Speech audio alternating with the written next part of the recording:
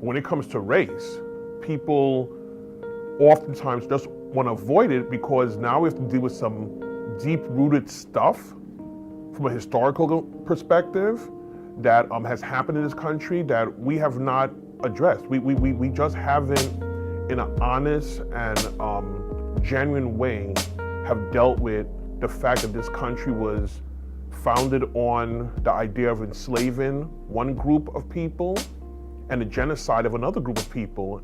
I think there's folks that look at it and go, well, I didn't do that. I didn't own slaves. I didn't cause that kind of harm, so it can't be me. So I absolve myself of that.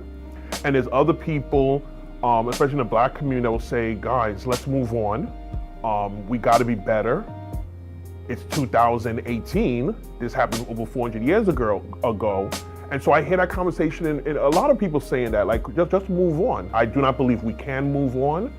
Truly move on, authentically move on until we have these critical and courageous conversations, especially about race in this country.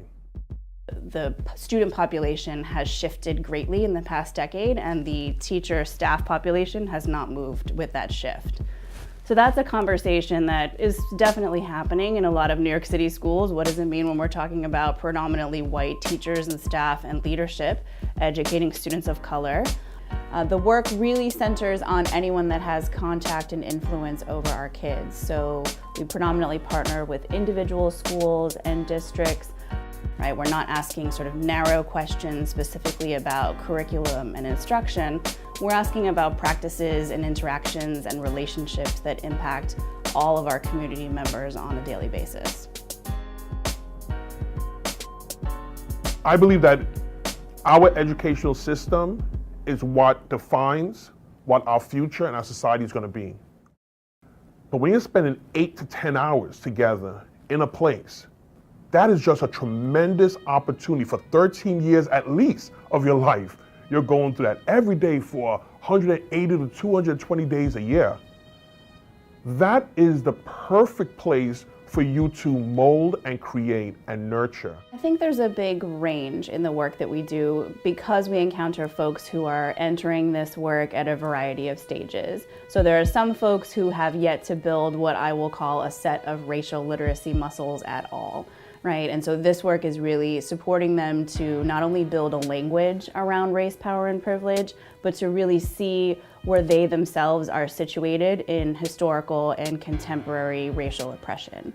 What that means is they have to focus a bit on their racial identities. But I would say overall, what the real goal of my work is not to just come in and support someone in understanding that we each have biases, that we each have prejudices, but to understand that those biases and prejudices are connected to a larger system. And that system either advantages or disadvantages you individually based on who you are. I really started learning more about what we call the neuroscience of the brain, implicit bias. These unconscious ideas and thoughts that we have that may not surface, but manifest themselves in the way we operate and the way we behave.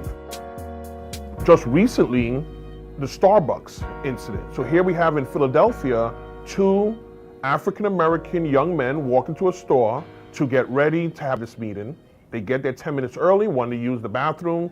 They were told no. Within 2 minutes of arriving, a phone call was made to the police to say that they had a disruption, that they had people who wouldn't leave, basically trespassing.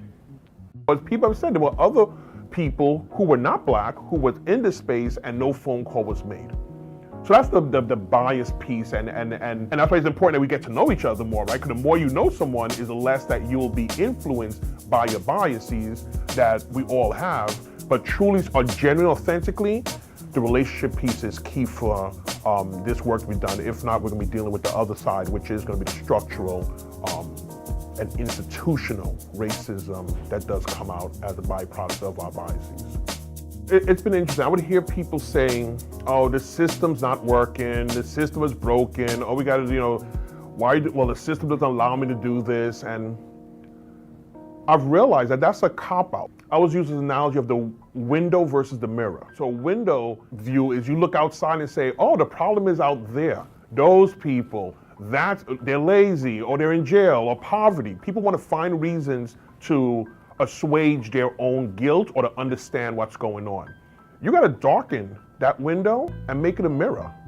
You gotta look to yourself and say, what am I doing to contribute? I'm continuing to say this system is about us. If people begin to change, a paradigm shift occurs where people will say, wait a minute, if I want to truly see change, there's something that I need to do and not look for others, that we'll begin to mobilize in a different way. We better do good work with the educational system because that is what our future is going to be. We're molding and creating that every day.